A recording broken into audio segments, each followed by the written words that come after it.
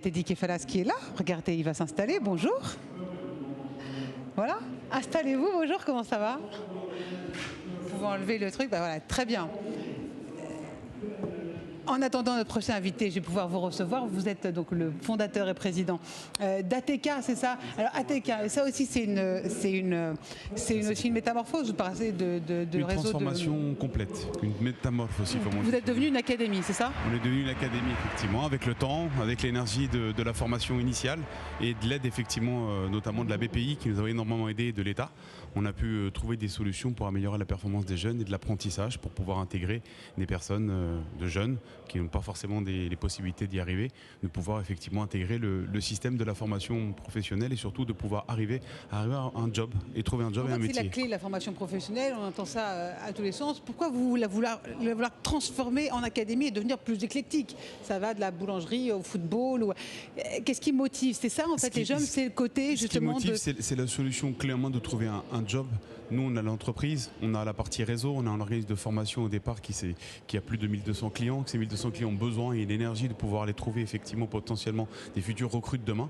Et ils nous font confiance et dessus par rapport à ça, ils nous demandent est-ce qu'on peut créer un labo, une énergie, une école qui permette de pouvoir optimiser le recrutement du futur. Et donc c'est pour cela qu'ils nous donnent des académies, puisqu'on utilise la partie apprentissage pour pouvoir créer leur académie en interne pour eux et de prendre des 20, 30, 40 élèves sur une année qui puissent aller en alternance effectivement.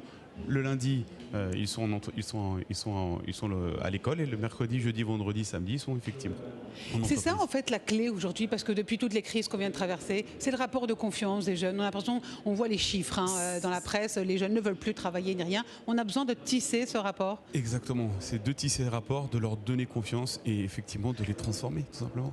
Voilà. Et là, donc, une fois qu'on a tissé ce rapport de confiance, qu'est-ce qu'eux vont pouvoir décrocher? Parce qu'on voit que le taux de chômage, finalement, n'a pas vraiment évolué, mais on voit qu'il y a de plus en plus de demandes d'emploi de vacants.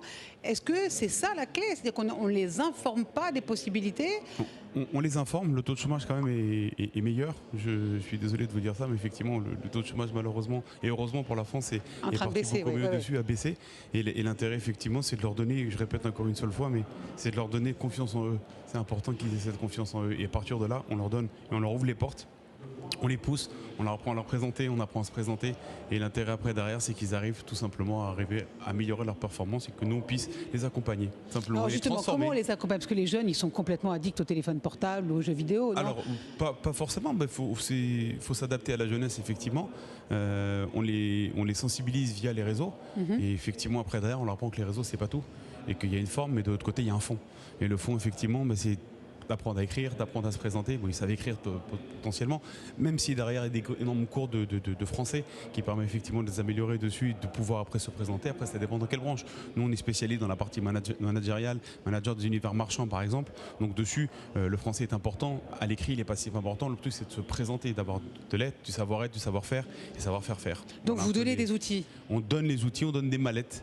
On donne des mallettes, des kits effectivement, qui sont des kits ATK qui permettent effectivement de leur côté d'arriver à ce que de leur côté ils puissent se présenter, donner plus de chance lorsqu'ils y arrivent. Mais ils se transforment, ces jeunes? Mais ils se transforment, ils ont un an et demi, 2 ans de transformation pour pouvoir après derrière arriver.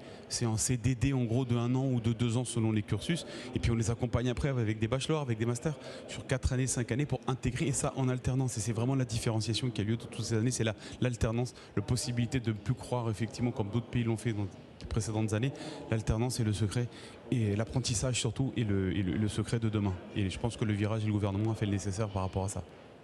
Merci beaucoup Théo Kefalas. Je rappelle l'ATK Conseil, donc Académie maintenant. Exactement. Les académies d'ATK. Merci beaucoup.